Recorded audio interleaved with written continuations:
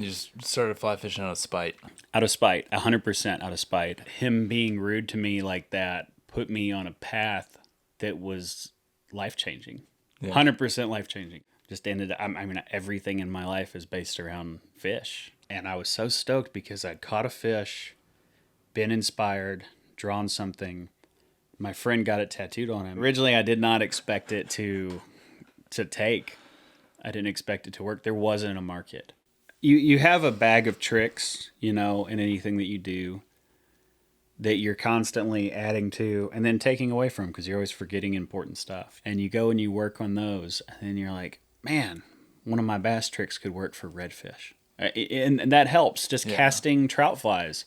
But I bet a redfish would eat a well-placed hopper. I've got the most beater, busted 6-weight. I've got this busted old reel, the worst line because I'm fishing brown water, and it's this dirty, dirty line. I don't ever clean this fly line either. It's just so gnarly. So now my beater rod it's like 3/4 black and 1/4 brown because it's a tip from a different rod that fits on there. I think if you're starting to fly fish and you're going to buy 2 rods, you should buy a 5 and an 8.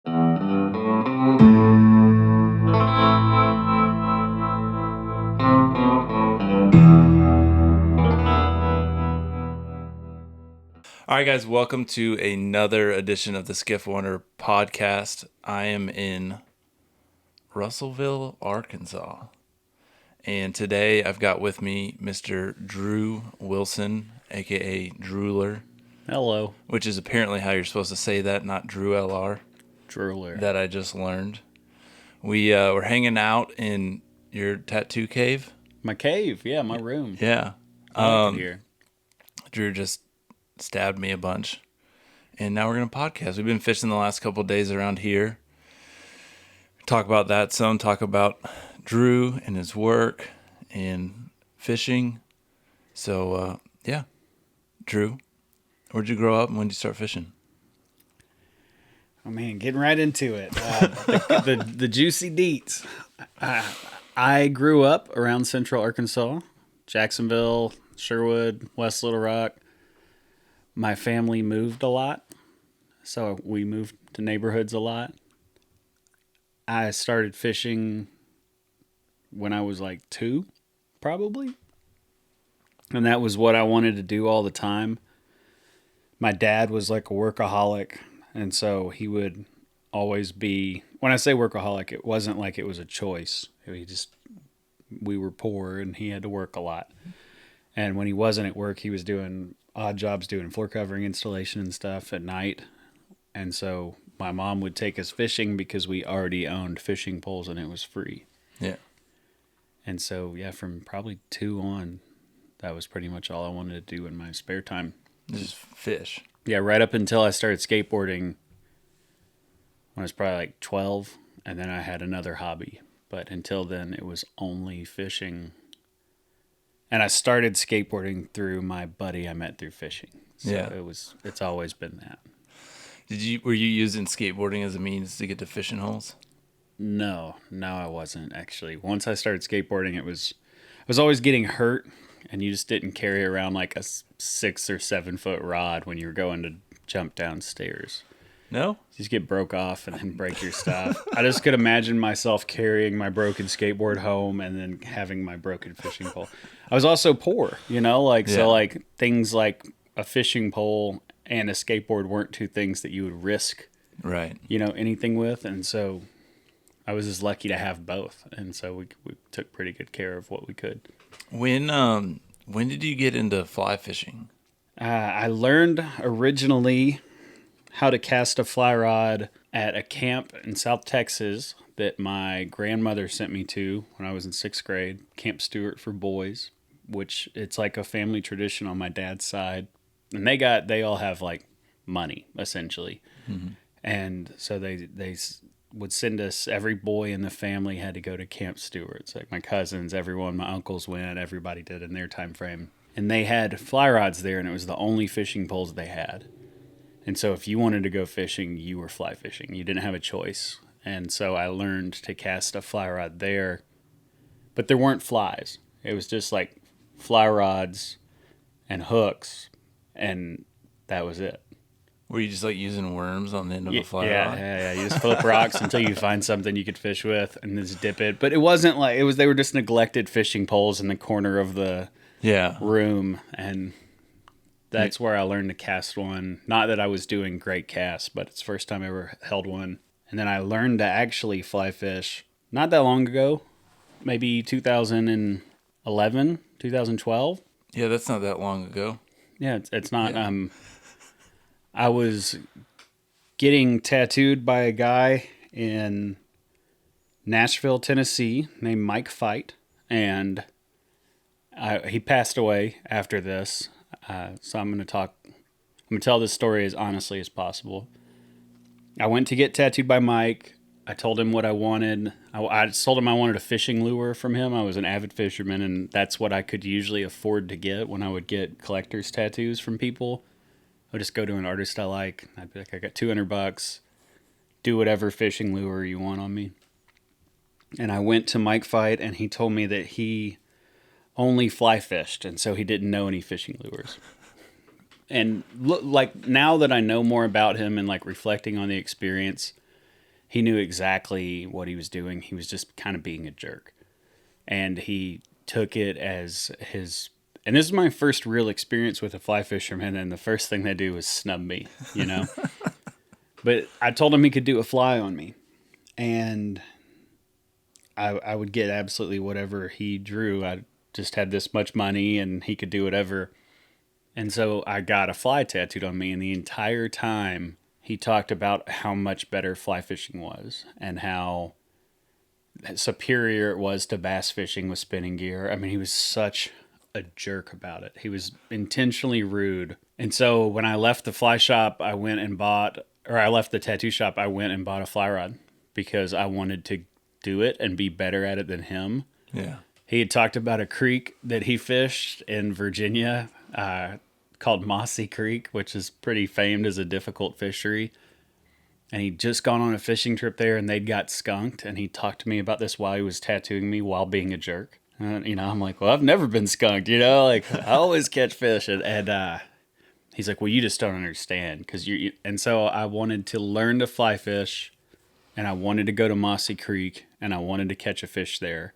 And that was the original fire that was lit under me to learn to fly fish. You just started fly fishing out of spite. Out of spite, 100% out of spite. And I lived downtown Little Rock at the time. I lived on a busy street in the hood, too, like a busy corner of like bars on my door, bars on the windows and everything. And I would be out front practicing casting. And you'd have like people rolling by and like old Crown Vics on rims yelling like, catch anything, dumbass, and I just wanted, but I was out there driven by spite for, it's going to rhyme, but Mike Fight. And I learned to fly fish. Originally, that was my introduction. And several years ago, he passed away. He had a heart attack after leaving the shop. I was driving home and drove into a tree, from what I understand. He was like a really angry man, and we were never close. We never like reconciled. Not that we even, I don't think he ever even knew that I didn't like him. He was just so rude. How could you like someone that was that mean to you? But his wife, I'd already started doing fishing tattoos at this point, was really far into it. And his wife inherited the tattoo shop that he owned, from what I understand, and she bought flash from me to decorate the shop in honor of him, since he was a fly fisherman. After he died, like weeks after he died.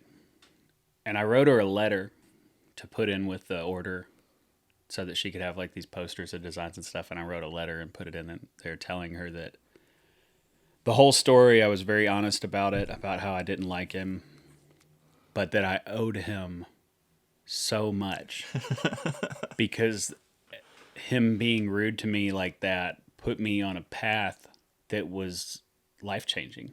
100% life-changing. I have no clue where I would be without that, and if I would have gotten into the things I'm into now. So I owe it to him. And I wasn't skateboarding that much then either, and fly fishing reintroduced me to skateboarding. And so if I hadn't started fly fishing, I may not have started skateboarding again, and I might just like work at a Walmart and, probably have a podcast and Oh, come take on. pictures. We're just going to start with cheap shots right out the gate.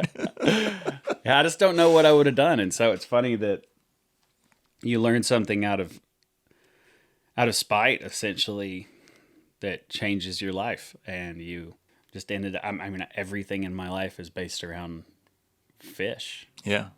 Everything. Even my skateboarding is, and art is, and all my hobbies are. When you started tattooing, were you already fly fishing? No, I was fishing a lot, but I'd been tattooing before I started fly fishing. Yeah.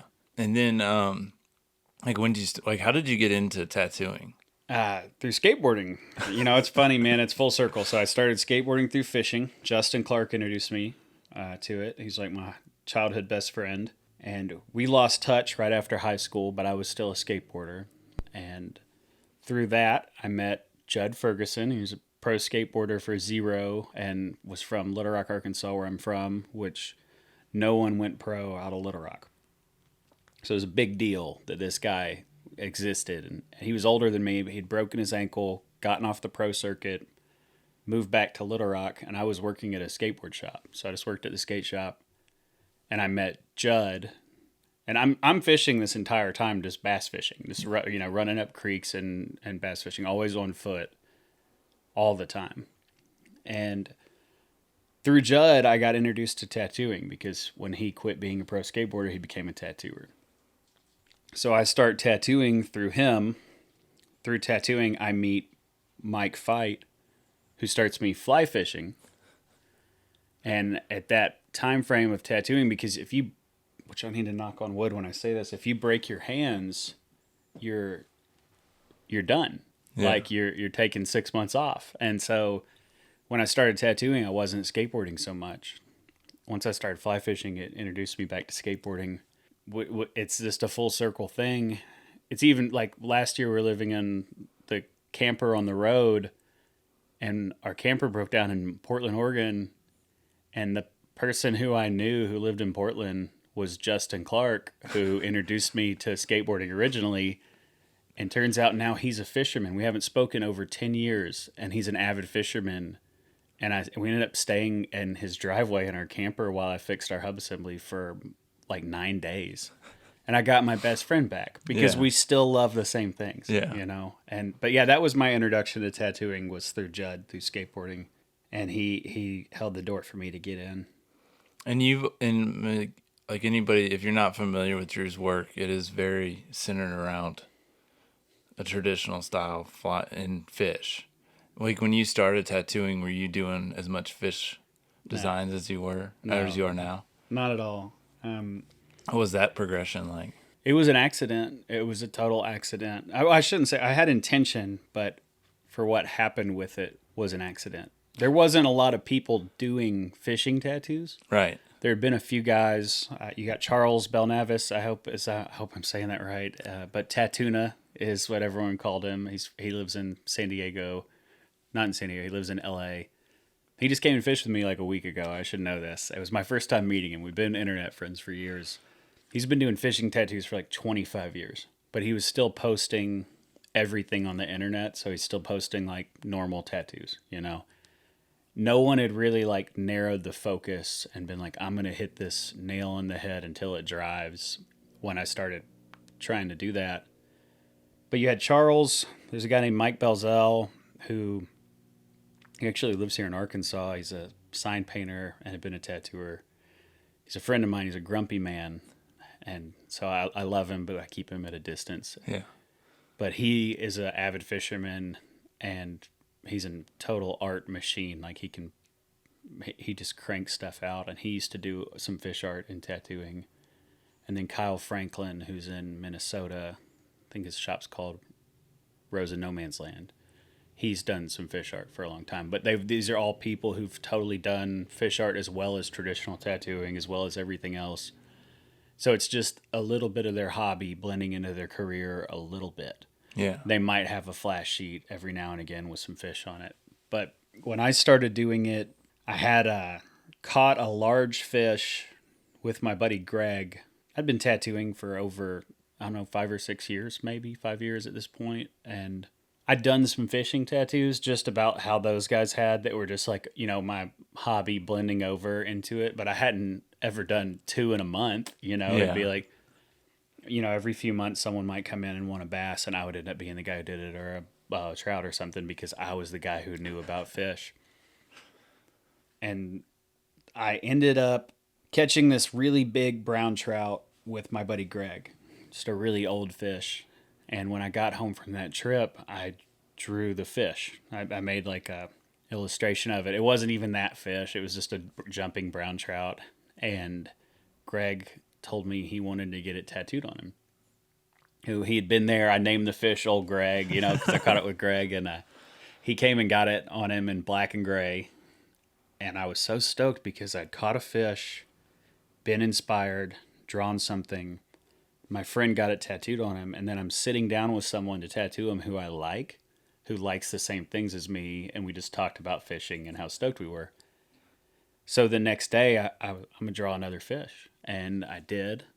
And I posted it on the internet, and someone came and got it tattooed on him like a week later. They're like, hey, I saw you drew this thing. I want to get it. And I had it in my mind, like, well, maybe if I drew a lot of this stuff, maybe people would get it more often. And maybe if I work hard enough at it, I could get to where I can do a fishing tattoo at least once a week.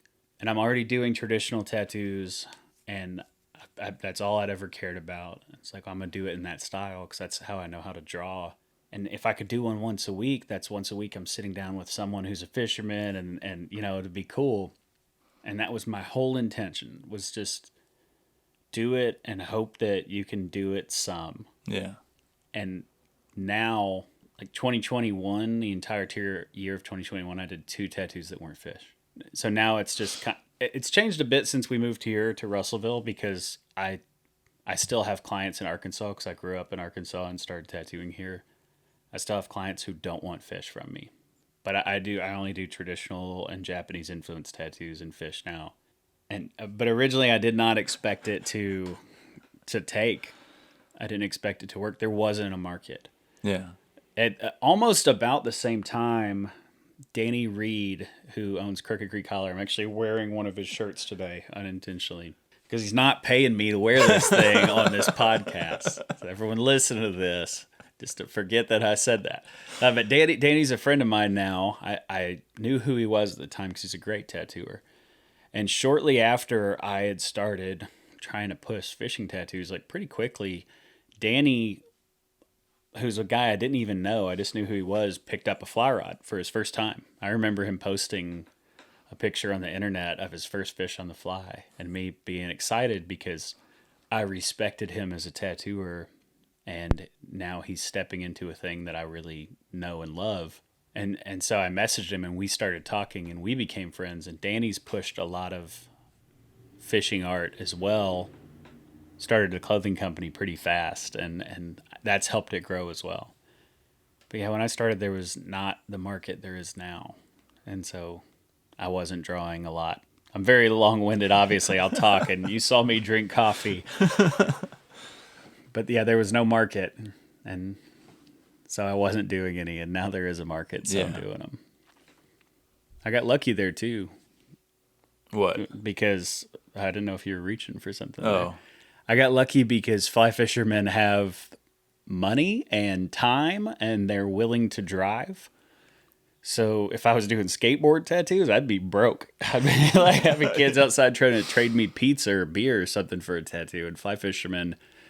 Like myself, it's nothing to drive 3 hours to go fishing for 2 days. So sometimes I drive 3 hours and back in a day, 6 hours round trip for 4 hours of fishing, and that's just normal to us. And to buy a fly rod or waders for $400 or $500 is normal.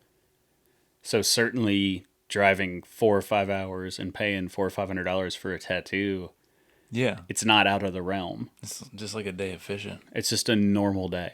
It's totally, it was a total accident, but I very luckily walked into a very smart business move on my end as far as building that clientele of people who are dedicated to their passion. It also seems like in the last kind of during that same time frame, like the culture around fly fishing has changed a lot too, from the old guy in his vest covered in flies in the middle. Like basically the image that I'm thinking of is like the river runs through it. Yeah. And it seems like the culture has gotten younger, and it's funny. We've talked about it. I've talked about it with a couple of my other friends. It almost seems like fly fishing is taking on like the skateboard culture, which I was never part of. I never skateboarded, but it just seems like that culture is coming into fly fishing. It is, in a way. It's still not the same people. Yeah. It's just the style. You have a decent amount of the same people who are moving in the direction or doing both. But there's still a lot of like people who wouldn't have ever understood or made it in the community of skateboarding who are fly fishermen. So Yeah. we're in this weird revival. Well, revival's not the right word. It's heavily influenced by social media, for sure.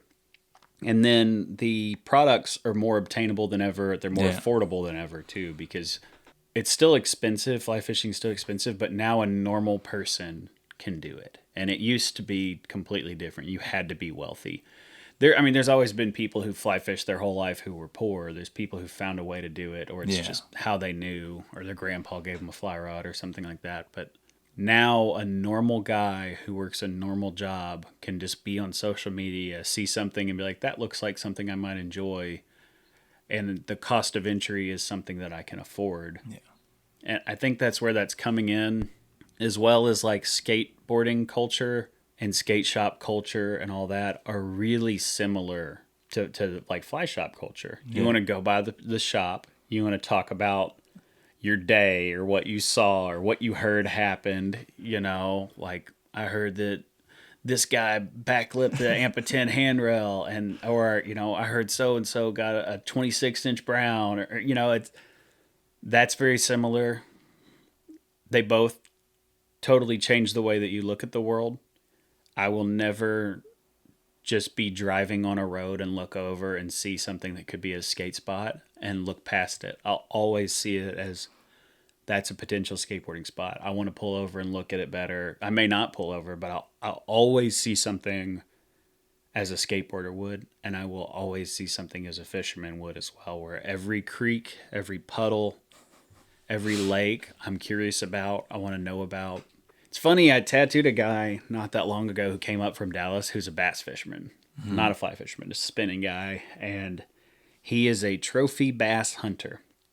He has never fished in moving water. He has not caught anything but largemouth and accidental crappie on occasion in years. He just fishes for double-digit bass, and that's it. And I am tattooing this guy, and I'm talking to him about, well, doesn't it bother you? Like when you drive over a creek, like what are you looking at when you see it? What are you thinking? And he's like, what do you mean? Like, don't you want to know what's in there? And he's like, I don't really care. Because he knows there's not 10-digit bass in there, or double-digit bass in there, 10-pound bass in there. And I like, bass would be nice. That would be a little bigger than I could handle. But he was the exact opposite of the way I've always looked at it. And I still kind of related it in my brain to skateboarding, because in skateboarding you have this thing called a mega ramp that's become a thing over the past however many years, where they build this massive, insane ramp that only like 15 people in the world are capable of skating, and I got no desire to do it, and they got no desire to do what I'm doing, but they're still standing on a skateboard, and I can respect it. So I see what they're doing, and it's wild. It's kind of how I feel about the bass game, where it's like they got a live scope and they're doing this and they're doing that, and it's like, yeah, they're fishermen. I see that, but we're not on the same wavelength. Yeah. And I just hadn't considered, like, the way that I see the world through like a fisherman's eyes is not for every fisherman. I'm sure that there's mega ramp skateboarders who see little handrails and never think like that's a skate spot.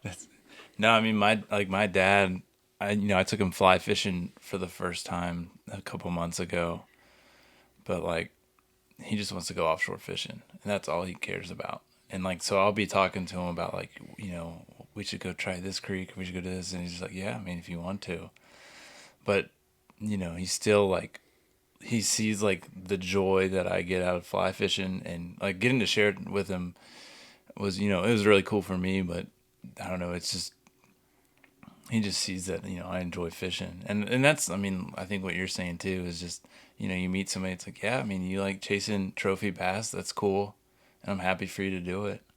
I don't think I'm gonna start doing it with you though. I did talk him into next trip because he wants to come get tattooed some more. I was like, next trip, you should just come spend a day with me. Yeah. And just like bring whatever the lightest rod you have is, and you can throw spinning gear. I'm not gonna make you fly fish or anything. And we'll go fish a creek for smallmouth and go fish moving water, just because you should know. Just try it. Yeah, imagine your entire world is just this one thing, and there's so much other good stuff that's out there, and you're just like, no, it's good. This is how I'm gonna do it. Yeah, I don't need the swirl. I eat the vanilla. Have you ever had the swirl? Aren't you curious about the swirl? Gotta be curious. And the vanilla's good. It's good, but there's other things, And Yeah. I've always suffered, not from like grass is greener syndrome, but I've always suffered from like one more river bend syndrome. Oh my goodness. And I know that bass fishermen, like that type of bass fishermen, I know they deal with the one last cast, or I should have been here. And Yeah. I think that we're very similar. Yeah. So I'm not trying to knock on this guy because I really liked him. He's gonna listen to it on the drive over here. Yeah. He's going to turn around. I'm not going anymore. Made it 4 hours. I'm going back. I just want him to go out with me and go fish a creek or a smallmouth stream or something here.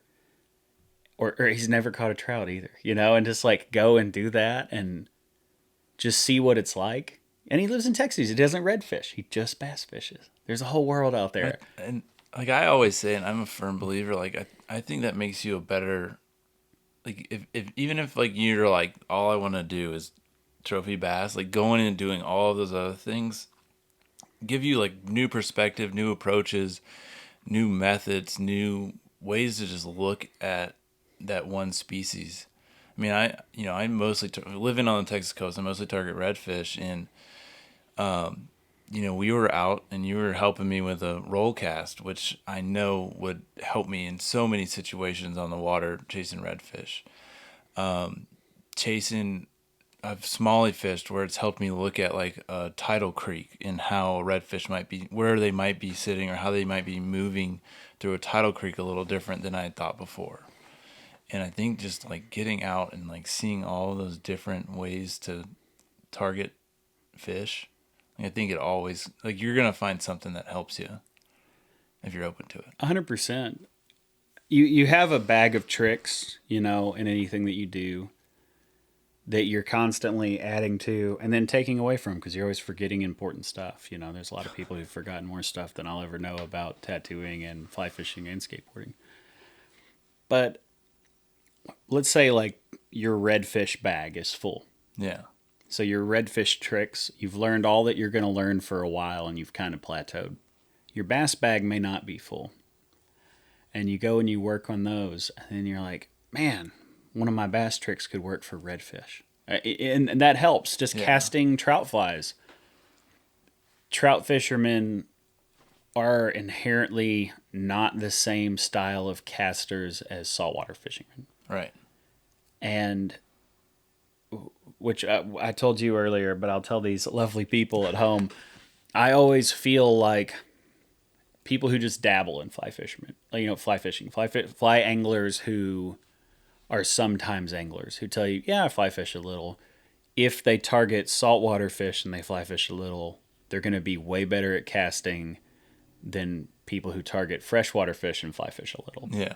Because they've had to cast a lot further. They've had to deal with wind and things like that. But a lot of the subtle nuances of fly casting can still get left behind to anyone, no matter how experienced they are, if they're only limited to one style of fishing.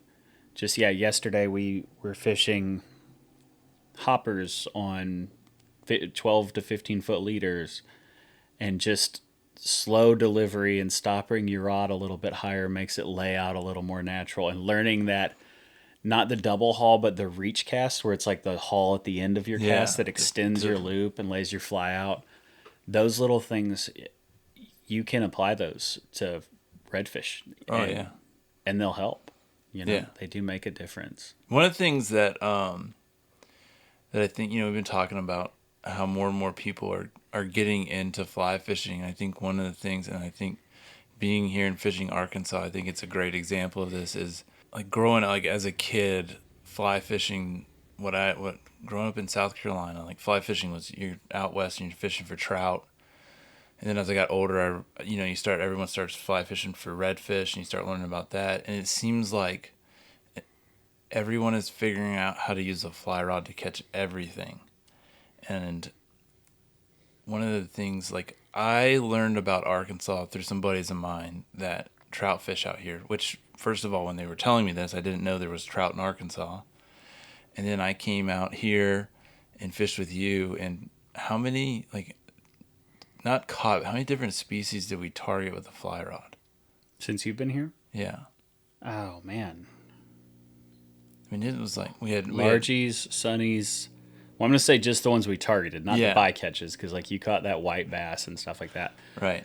Largies, sunnies, targeted gar, targeted grass carp, targeted trout, unintentionally caught smallmouth buffalo while targeting striper. But I mean, yeah, we targeted a handful of different fish in just a couple of days that we fished. Yeah. But most everything that eats will eat a fly because it's something that eats. Every now and again you hit a hard snag, but I think like if you're sitting here in like, I don't even know, just some state where you're like, well, I don't have trout or I don't have redfish, so there's no point in me getting fly fishing. Like, dude, smallies. Well, I mean, you can go fly fish for anything, and it just takes a little bit of research, and it takes a minute to figure it out. But once you do, like, I think it's like 100% worth it to just try it. It's good for your soul, and it's fun. Pogo sticking's fun, I don't think everyone should try pogo sticking. But I think that there's a variety of applications and you're not limited necessarily by where you live. Yeah, that's what I'm trying to say. Yeah, and you can also hone your skills on what you have locally and then travel to where there's other fish and explore what else is out there, because fly fishing was made for trout and for salmon. That's like the whole intention originally, was for casting something that didn't weigh anything. Right. That was it, and that's what those fish ate. But now, like, I know fly fishermen who will fish for years without ever throwing an actual fly. Like, that's it, supposed to be imitating a bug. Yeah, I mean, I don't think I threw an actual fly. I have yet to throw a mayfly at a redfish. Yeah, but you did throw hoppers at a trout yesterday. I did throw hoppers at a trout. I was thinking about throwing hoppers for redfish today. And if you could, you'd have to slap it on the water, I think, to get their attention, like near their head. Yeah. But I think they'd rise up and suck it in real easy. Because I've caught redfish on little poppers tons of times, but it's always during the pop. Like, I've never just caught one from just a good cast. The big thing is trying to get their attention. And a lot of times they don't like when you hit them in the head. I've caught tarpon on hoppers, though. Or I've hooked tarpon on hoppers. I want to clarify. I don't want to be lying to anyone yet. I need to meet these people individually before I lie to them. And you're all getting a different story. Yeah, I don't want bulk lies out there. I like to lie individually. No, but I've hooked tarpon on hoppers before, for sure. Yeah. And yeah, just from a good drop. But they don't make hoppers tied on saltwater hooks, and I don't really tie flies that much, and so... Yeah, there you go. If you're a fly tire. Yeah. Oh, I know that it happens. Hoppers on a number 2. I know that it happens because I know people who fish tarpon with dragonflies. Yeah, I could see that. That's a thing. I mean, I know people who do it. There's videos on it and stuff now. So, I mean, it's totally doable. But I bet a redfish would eat a well-placed hopper if you slapped it off a plopper. That's a real thing, too. Plopper. Plopper. Jeez. Yeah. They got names for everything now. I've always thought about that. I compare skateboarding to fishing a lot, and I think it's just because of the way that I'm always looking through those goggles, essentially. But in skateboarding, I have a limited amount of tricks that I know. Yeah. And anytime I go to a new place, like a new skate park, I'm always like, which of my tricks can work on this obstacle? Which of my tricks can work over here? I'm always envious of people who are really fluid and it seems like they don't have to think about it. But fishing is the same, and that's why I tell everyone to fill as many of their bags as they can, like get as many bags of tricks as you can, because you'll go to tarpon water and think I could throw a dragonfly at this. Yeah. And most people would never think that, because the information that you hear and the information that you're given about tarpon fishing puts your ideas in a box. And if it's not in the box, it's not going to work, is how you feel. And it takes a creative fisherman to get out there and figure it out, not on what you're being told. What's the weirdest combo that you can think of? Like fly fish combo. Like you were talking about dragonflies and tarpon, like this fly shouldn't work and it's worked. Well, I mean, I only fish with marabou jigs these days. So, You're going to give that secret away? Yeah. Oh, dude, I give everyone that secret. I like pretty much just carry my fly box is just empty, and I have like 10 bags of marabou jigs. I like to open my fly box and look through it and then put it away and get out a marabou jig.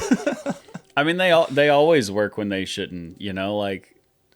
And I fished them for everything, like the sheep's what we did. Oh, I was going to say, I mean, we yesterday I got a buffalo topwater eat on a hopper. Yes, for people who don't know, smallmouth buffalo, and that's what we're calling these things. I'm not carpy enough to know. And buffalo are actually sucker fish. They're not carp.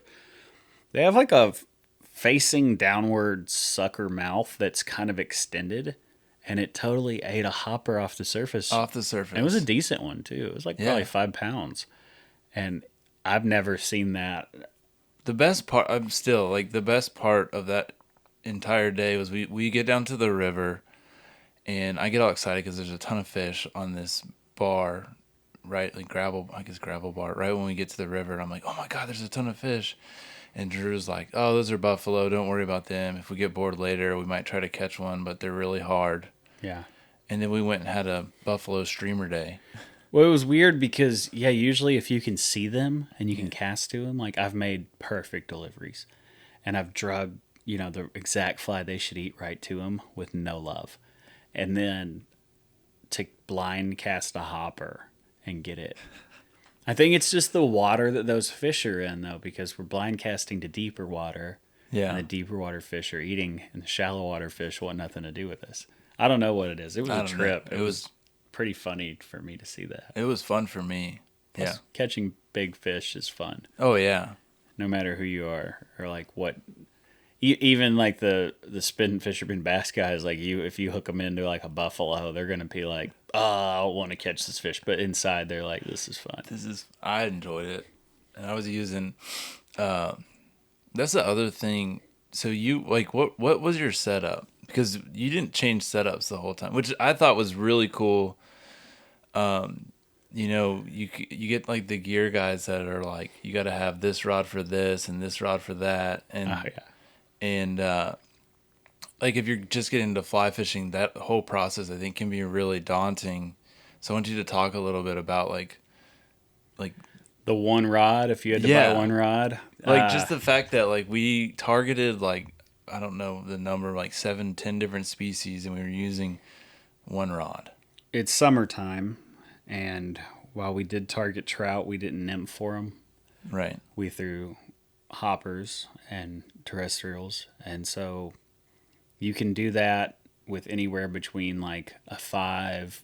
You do it with a 3 to a 10 weight if you want, but for me, ideally, a 5 to an 8 weight. Is what you want to do. A 5 can be a little slow for casting like a truly big hopper, which we're throwing smaller ones because you get some wind resistance. So you want a little heavier line to punch it through the wind. So usually like a 6 weight is about as small as I'll go. But yesterday I was fishing a 6 weight rod with a 7 weight reel and 7 weight line. So I was just overspooled a little bit. For everything. For absolutely everything. But I'm fishing on a leader system that ends, like the tippet aspect of it was 12 pound. Yeah. And so I'm not really afraid to throw anything on that. but I'm not nymphing. So like I don't want to throw 2-pound line to trout with dry flies on a 7-weight line because the line's so heavy it could get a little tricky. Most of the time when I leave my house, if I'm just gonna go putt around and fish a creek, I'm either carrying a 6 or an 8. But this past year, like this year, 2023, I've really fallen in love with fishing with just a 6-weight. Yeah. And I've got the most beater, busted 6-weight. I've got this busted old reel, the worst line because I'm fishing brown water, and it's this dirty, dirty line. I don't ever clean this fly line either. It's just so gnarly. And I have this rod that I had a client of mine because I take clients fishing a lot.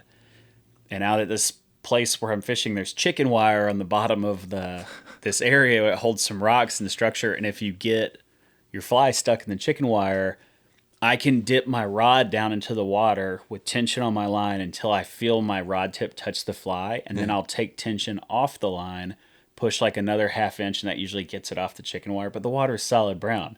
You can't see anything. And so I take one of my clients fishing. He's using my 6-weight, and he is crushing fish. He's like he seriously had 100 fish day. He's probably caught like 300 pounds of fish in one day. And the very end of the day, we're getting back on the boat, I think. No, we'd walked out there, but he gets stuck on bottom. I was like, you want me to do it? And he's like, no, I got it. Reaches it down in there, doesn't know to take the tension off, and just breaks the tip of my rod off. Well, it's a moonshine rod, and moonshine gives you an extra tip. They also, a lot of their older rods, I can't speak for their newer rods, but their older rods were a lot of like pre-made blanks that they just bought and wrapped. And I've always liked them because they come with an extra tip, and if anyone breaks them, I just have an extra tip for it ready to go. I couldn't find the extra tip. It's in a case somewhere, so I just found a different one. It's like, hey, it's a blank. Maybe it'll fit. So now my beater rod it's like 3/4 black and 1/4 brown because it's a tip from a different rod that fits on there. I think it's probably an inch shorter than it's supposed to be. But where I'm fishing with these things, I don't want to take nice stuff out there. Yeah. Like yesterday, that rod had a hatch reel on it, and that's a beautiful, nice reel, and I don't want to take that where I'm fishing half the time because where I'm fishing is pretty gross. It's beautiful. It's beautiful. It's hot, yeah, there's muggy. Algae. Everything wants to cut you. There's snakes everywhere. Yeah, it's gnarly, and I love it. I love what I have here near my house. But yeah, my gear is. But what I think is cool is like if somebody like a lot of my audience based in Texas and fishes redfish or fishes somewhere along the coast, and it's like, you want to come fish Arkansas, you got the setup in your boat. I mean, I was fishing my exact redfish setup. Yeah. I even changed the fly line. Yeah, my redfish setup's always an 8-weight. Yeah. I like an 8, but I'm always fishing them from a kayak. Yeah. And I honestly trout set on them a ton because a lot of times they're from me to you. They're less than 8 foot away from me. And so I'm like just getting my fly in front of them when they eat it. I'm just putting it to them however hard I can. Yeah. Because you just can't strip set that close sometimes, especially when you're seated on a kayak. And so I like the 8-weight to have that extra backbone. Yeah. I wouldn't want to do that same hook set at 60 foot, but Probably wouldn't work. it might. It might. Yeah, you never know. But you might get yelled at. Oh, you're going to get yelled at, regardless of whether it works or not. Yeah. But that's just saltwater, guys. But yeah, 6-weight to 8-weight does the trick. I love a 7. I thought it was cool that you showed up with a 7 because I love a 7-weight. That's like I don't know why. I have no idea what was like why I was like, I'm gonna get a 7-weight. I just was like, oh, I'll get literally I couldn't tell you why, and just ended up with a 7-weight, and it has become like my favorite rod to throw. I think it's a good size for people who know how to fly fish already, because I didn't know. I think if you're starting to fly fish and you're going to buy 2 rods, you should buy a 5 and an 8. Yes. Because you can do absolutely everything with that combo that a beginner to intermediate fly fisherman would need to do. Those won't necessarily be the last rods you ever get, but like I've caught tarpon on 8-weights, and I've caught all sorts of fish on an 8-weight, yeah. And you can handle everything else with a 5-weight. And when you're fishing in Arkansas, like creek fishing or trout fishing, a 5's perfect. You can take that to Colorado. People always say, you hear this thing a lot where people are like, I fish a 3-weight for bluegill because they're fun on it, or my 2-weight. Yeah. But your leader's still the same size. Right. Like if I go fish bluegill on a 3-weight, if I'm still throwing 10-pound leader, I'm going to land them no matter what the rod does. And so the little extra bend that it gets doesn't matter to me at all. Yeah. So like a 5-weight gets it done quicker. It's easier on the fish. So you put something with a little backbone. But yeah, if you're trying to get beginner rods, I always think a 5 and an 8 are what I recommend to people. And then after that, when you can start exploring, it's like, I think a 7's a good one. If you're just going to buy one rod though, just one for everything, I think a 6 is where it's at. Yeah, I think so too. No, and like when I first, like when I grew up thinking of like trout fishing, it was like, 5-weight max. Like I've only in the last like 3, maybe 4 years learned that those guys use 7s, 8s, 9s for like streamer fishing. And like the first time I actually got to go streamer fishing, we were throwing an 8, and I'm like, it's like, this is, well, one, it's a lot more work than A lot of work. than I really thought I was signing up for. Because you can't see the fish. Yeah, you're blind casting. You're just all day. blind casting and hoping that they eat and searching for them. I always say scanning water for searching, But yeah, it is a ton of work. It's way cooler when you can just see him and be like, I'm just going to cast to that one there, and he's going to eat if I make a good cast. Yeah. But yeah, spent a lot of time throwing 8-weights with streamers blindly for trout, and it can get exhausting. I had a year where I was kind of trying to get into different stuff, just trying to figure out what I liked, and I got a 8-weight that's 10 foot. It's some Orvis rod. I bought it on Craigslist in Wisconsin. In Madison, Wisconsin, I met a guy in the parking lot of a stadium and bought it, and then walked right over to the river that was there. The name of the town, Milwaukee. There's a stadium, and then there's a little creek in the parking lot that gets salmon in it. And I bought this thing and then went over to fish because there's Chinook salmon in the Great Lakes that run up in those. And I went over to fish this it's literally a concrete ditch, like a culvert, like you would see on the side of the road, and not ever think anything about it. And it had fish in it. They're like 30 pounds. So I bought it for that, thinking that extra foot would be helpful for some reason. And then I made the mistake of like taking it streamer fishing way more than once. And it was the hardest rod because it was soft and you had to cast slow with streamers. And it's freezing cold out here in streamer season because everyone wants to fish them in the wintertime for some reason. And it weighed so much. At the end of the day, my arm would just hurt. But now I guess I don't really mind throwing an 8-weight all day, even though it is a lot of work. That's why I like sight casting. Fly fishermen like casting, though. All fly fishermen love casting. Not for 8 hours straight. Yeah, but like you give, just go find anyone who's fly true. fishing and just put a fly rod in their hand, and the first thing they're going to want to do, they might try to shake it and look at it like they know what they're looking for. No one knows what they're looking for. They're just shaking it. Everybody just wants to shake it. That's what we all learned. That's what we all learned growing up, though. Shake it more than twice. even with like I remember going into tackle shops with my dad and him looking at spinning rods, and like he'd just go down there and pull them off, shake them, put them back, shake the next one. I'd be like, "What are you looking for?" It's like, I don't know. Yeah, you can just look at the numbers that are on it. You don't need to shake it. There's actually a spot in your fly rod where you're supposed to have your bend, where it's like supposed to start.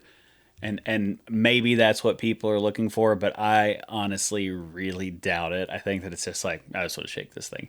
But the next thing they do is they want to cast it, which is why I'm saying that. All fly fishermen love to cast. And so for a lot of people, getting to go cast an 8-weight for 4 or 5 or 6 hours straight is like a dream to them because they just get to cast as much as they want.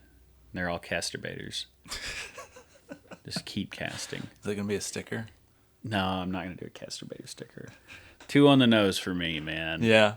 Plus, I don't want to be affiliated with those guys. Yeah, because I've made some stickers that I've become synonymous with, like some sayings and stuff. Can I use profanity on this? Yeah. Okay, so I have a sticker that says "fuck around and find trout." Yeah. Like based off "fuck around and find out." Yeah. And now there's a few companies that are doing that. Bunch of turds, but that's okay. I didn't copyright it. It's all right. But I have people that tag me in post with the words "fuck around and find trout" because they just want to credit me with it, because that's something that I'm synonymous with, and I'm fine with that. I like that. Sometimes it's a little funny because I'll have people go, "Hey, fuck around and find trout." I'm like, yes. And I don't want people to be like, "Hey, casturbator." So that's a sticker that I would be a little afraid to make. You know what? I should just do it though. I should just make it and put it out there in the world. See what happens. Yeah, because dude, I like putting profanity on stuff, not because I'm overly profane, but I don't want to be like, I don't want to go for shock value. Yeah, I've never been someone who like really gets into shock value.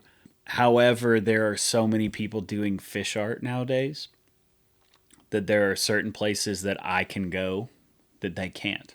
Yeah. Where it's like, okay, you're doing really standard art and you're trying to appeal to these companies and you're trying to make this whole package to sell to people that's wrapped up with a neat little bow where you're like essentially like a poet and a fisherman and you make these doodles, and I'm going to put tits on that thing and then put some profanity on it because I can and I think it's funny.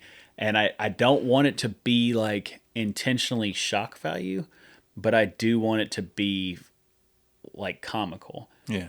I do also understand that what I consider as lewd and what a normal person considers as lewd are two different things, because I've worked in a tattoo shop my entire adult life. And before that, it was a skate shop. And I'm fully aware of that, but I still have like my mom sees everything I do. So I'm not going to make something that I would be upset if my mom saw. You know what I'm talking about? Where it's just, I'm not going to make anything that's just gross. I just want to make stuff that's comical. Yeah. And it also helps to set me aside from the, probably since I said a minute ago, there's a bunch of people doing fish art now. Probably 10 more people have started since then. and so I need something that like sets me aside a little bit, aside from just the style of stuff. And so I like to keep it really loose. I'm not knocking anyone who does fish art either. Like I like when people draw. It's like, if you're going to do it, draw it. Don't just trace it. But like, I like, there's plenty of room for everyone as far as that goes. And I'm set aside from it a little bit. Yeah, I mean, that's all part of art, is finding your own unique voice. Yeah, right? No, I agree with you. Yours just has profanity in it. Yeah, my voice is just my actual voice. I do think that a lot of people also have to use your voice to find their voice. Yeah, and I mean, like from a film standpoint, I mean, you know, I'll watch stuff and it'll influence me. It'll influence shots that I want to try. It'll influence transitions that I want to try, edit styles that I want to try. You know, and I don't. I mean, you had influences. Everyone has influences that help them get to where they're gonna. And I think it's one thing. And I think like we were talking about last night. Like every musician learns somebody else's music before they start writing their own. Hopefully, yeah. It'd be really wild if they just never played Smoke on the Water or and then Iron Man on the guitar. Then they're like, I'm just gonna make these songs on my own. Yeah, you have to learn to walk before you learn to crawl. Yeah. And a lot of time when you're learning to walk, you learn to crawl, then you learn to walk, then you learn to run, then you learn to do front flips or somersaults or whatever. And usually when you're learning to walk, you're following someone else's footsteps. Right. And eventually you can find your own stride. And so I still want to push people to draw and learn to draw rather than to just trace things. But I've been there and I've done that, you know, so that's how you learn. All right. Last question. This is my like final question that I got about 60% success rate at remembering to ask. And if you could go fishing anywhere in the world, where would you go and what would you fish for? Ooh, decisions, man. That's hard. I know. Because I can go fishing anywhere in the world. All right. But I'm not saying that in like a boastful manner. I'm saying that I could. It's about prioritizing. Yeah. You know, like, and so that's a hard thing because naturally, like anyone who fly fishes and has fly fished long enough, it's Golden Dorado. You know, like I think that's like the ultimate. Bolivia. Yeah, or like Arapaima or something like that. Yeah. But to me, Golden Dorado are in a prettier place and they're prettier fish. I could go fish for them, and I want to, and I never have. Yeah. But it's not at the top of my priority list. So while I want to answer that question honestly, like as I can, you know, like Golden Dorado is the first thing I want to spit out. But I think it's just because I do want to catch them, and they would be cool. But if I could teleport somewhere right now with a fly rod and like a box of flies, I would go fish for bull trout in Canada, like probably in Alberta. I love those fish. Yeah. I like the way that they think. And I like what they eat. And I like how I wish they jumped. You know, just like redfish, I wish they jumped, but that's okay. They don't got to jump. It's not a competition. I Golden Dorado jump. Bull trout is on my list, and it is right there at the top. And I don't know why I didn't. Like if you guys are listening to this, I'm at the beginning of a month and a half long road trip where I'm probably gonna be in, you know better than I do, in bull trout territory. Yeah, you're gonna go right through some of it. And I haven't even talked to anybody I haven't even like thought about going to catch one. Well, in Montana, you are not supposed to target them in most of those rivers. There's, I think, 2 rivers in the state that you can fish them in. Okay, so and you have to go get a catch card at a ranger station and you have to report it. But I don't know with when you're getting there if those rivers are going to be open, because bull trout start spawning. And there's my wrist again. In like 2 weeks, they start spawning around there. So you may not be able to fish for them. But Idaho has them, and you said you're going to drive down through Idaho. Yeah. You can fish them in Montana. You just gotta like go jump through some hoops to do it. Because if you're on a river that has bull trout and you can't target them there, and you're throwing a streamer, I think it's. I don't know this factually. I've been told if you're fishing a streamer bigger than 3 inches, I think that they can say that you're targeting bull trout, because that's what they eat. Yeah, they like big stuff. It's like one of the reasons I haven't really thought about it is because like when I want to finally go and catch a bull trout, like I want to put the work and the effort into researching like everything you're saying right now. Yeah. And just haven't had. I'm gonna make the excuse I haven't had time. Oh, they're so cool. They're such cool fish, man. So can I talk about them? Are you in a hurry? Okay. Yeah. They're cool. I watch a lot of bull trout videos, and I watch other people fish for them, and I watch like when people struggle, and I'm like, you're just doing it. You're not thinking about it the right way. They eat big streamers, but you don't necessarily have to fish it like a streamer. Yeah.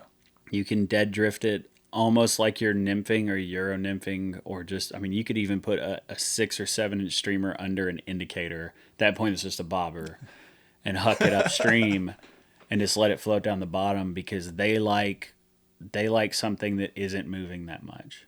They want to just let it come to them. Like any predator. Yeah, there's fish though that love to chase. Like, where you got to strip super fast for like rooster fish. Yeah. Like a lot of rooster fish don't want to eat something that's just dead. Okay. Yeah. But yeah, bull trout, they don't like to work that much. And they live in areas that are just gorgeous. And a lot of times you can see them in the water, and you can just dead drift a streamer to them, and they'll just take it like it's a little tiny nymph. And it's really cool. They're super cool. I just get so happy just thinking about them. They're so cool, man. You should make a point to go fish for them while you're up there. Just find a place, make a little extra drive, even if it's just for a day. I'll give you a fly. Yeah? Yeah, I'll give you one. I'll tell you how to use it. You just put it in the water. Not on the podcast. You guys aren't getting that much of the goodies. You just don't have to strip them that fast. A lot of people think that they hold like normal trout. They fish them like they're normal trout. You should fish with a streamer like you're nymphing the hole, and you're going to do better than if you're fishing with a streamer like you're streamer fishing the hole. Gotcha. Yeah, it makes sense. I love those fish. They're so cool. Why don't you just come with me to Idaho? It's my wife's birthday, and we're leaving on a trip tomorrow morning for my wife's birthday, because she is a sweet angel of the Lord, and I want to do something nice for her. So we're going to go do her trip. But I am going to be in Colorado, I think, maybe at the end of the month. And if you're passing through, we could fish there. Yeah. I know where there's some fish in Colorado. Just in some water. Let's go largemouth fishing in Colorado. Dude, there's some good ones. I know. Yeah. There's not like good ones, but there's some good largemouth fishing there. All right. Guys. If anyone listening wants to check out your art, do you have a website? No.